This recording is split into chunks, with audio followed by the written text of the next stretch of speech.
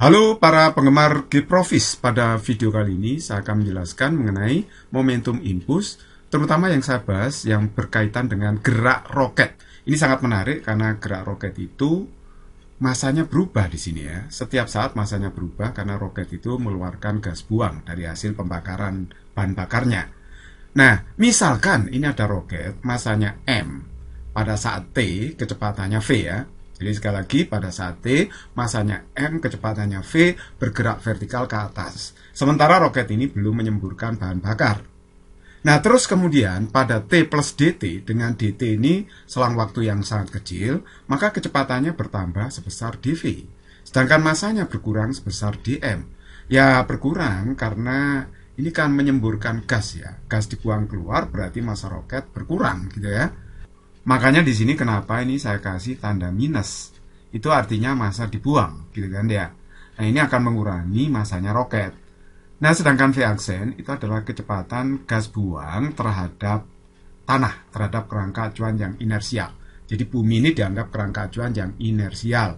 V di sini juga kecepatan roket terhadap bumi, terhadap kerangka acuan inersial. Oke, nah sekarang perhatikan, momentum awal dari roket ini adalah M kali V ya, pada saat T. Nah, sedangkan dalam waktu T plus DT, itu momentumnya menjadi ini kan. Masanya kan M min dm dikalikan kecepatannya V plus dV. Ditambah lagi dengan momentum gas buang ini, momentumnya adalah min dm kali V aksen. Nah, kalau saya kalikan, ini hasilnya adalah MV, terus kemudian min V dm, kemudian plus MdV, kemudian minus dm kali dv. Nah, yang ini juga minus min V aksen dm. Tapi dm kali dv ini saya anggap 0 karena ini terlampau kecil. dm itu perubahan kecil, dv juga kecil. Suatu bilangan yang sangat kecil dikalikan sangat kecil menjadi sangat kecil sekali ya. Ini mendekati 0. Nah, oke, jadi kalau begitu, karena ini sudah diabaikan dm kali dv, akhirnya P aksennya jadi seperti ini ya. Oke, ini saya bisa tulis P aksennya MV plus MdV minus saya keluarkan V plus V aksen kali dm. Nah, sedangkan V plus V aksen itu adalah kecepatan relatif gas buang terhadap roket. Ya, VR itu kecepatan relatif gas buang terhadap roket. Nah, kalau misalkan kecepatan relatif gas buang terhadap roket itu saya namakan VE, dan ini kecepatan relatifnya mengarah ke bawah, oleh sebab itu saya beri tanda minus. Sehingga ini jadinya P aksennya adalah MV plus MdV ditambah dengan VE kali dm. Ya. Nah, oke. Kalau begitu perubahan momentum dalam selang waktu dt itu adalah P aksen dikurangi P. P aksennya saya masukkan. Ini ya, saya masukkan ke sini. Terus kemudian P-nya juga saya masukkan. MV-nya bisa hilang ini ya, bisa musnah. Jadi tinggal MdV plus VE kali dm. Nah, inilah perubahan momentum yang sangat kecil atau yang sering disebut sebagai impuls. Impuls sama dengan perubahan momentum. Nah, sekarang saya kalikan seperti dt kedua ruas. Kalau saya kalikan seperti dt, ya.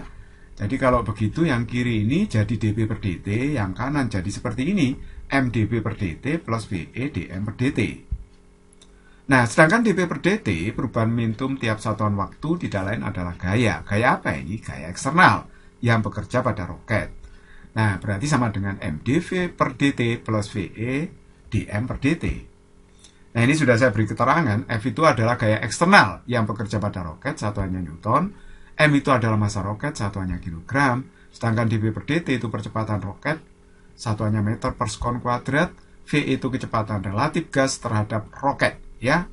Gas dari pembakaran bahan bakar itu, satuannya adalah meter per sekon. Nah, sedangkan dm per dt kelajuan pembuangan bahan bakar ya. Satuannya kilogram per sekon. Nah, sedangkan VE kali dm per dt ini disebut sebagai gaya dorong roket ya. Satuannya tentu saja adalah Newton.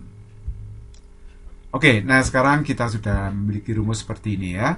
Nah, anggaplah roket bergerak vertikal ke atas di dekat permukaan bumi. Oleh sebab itu, gaya eksternal yang bekerja pada roket itu adalah gaya beratnya itu sendiri. Karena gaya berat ini melawan perpindahan, maka di sini tandanya minus ya, min W.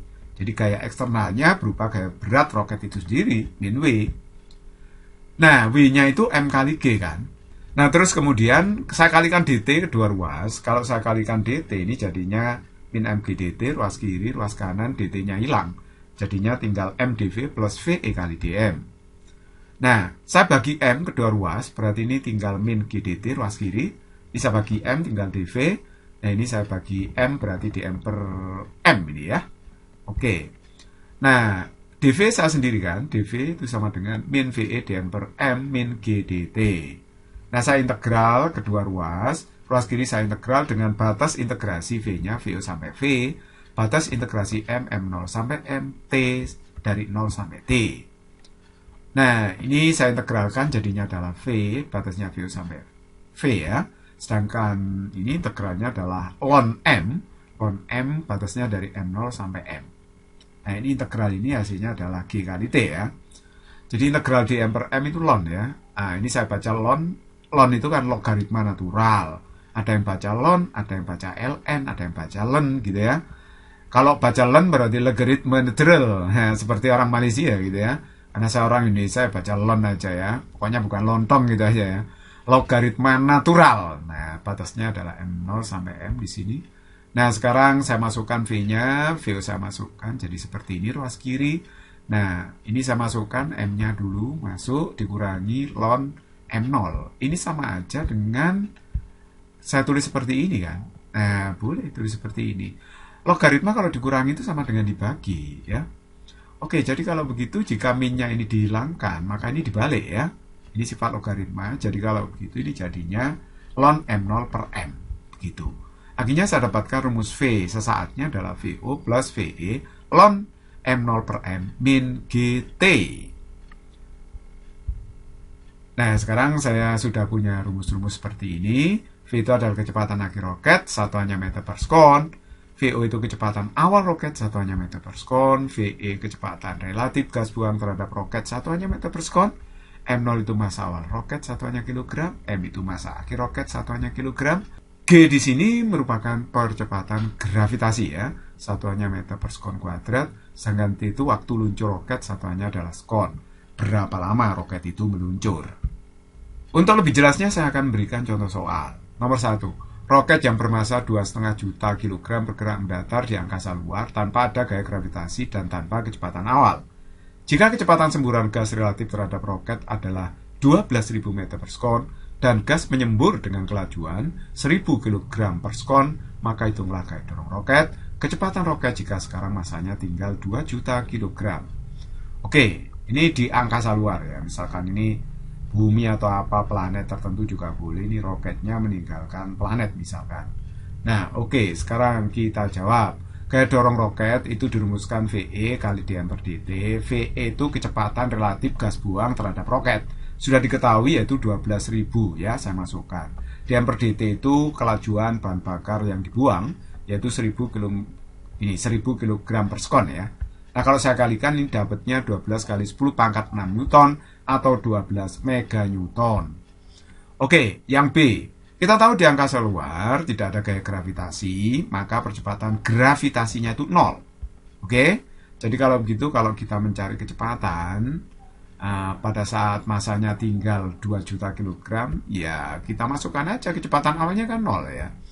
Massa awalnya berapa di situ? Massa awalnya adalah 2,5 juta ya kan? Kilogram. Massa akhirnya 2 juta kilogram, saya masukkan. Terus kemudian di sini G-nya 0 kali T. T-nya nggak perlu dihitung kan, karena G-nya 0.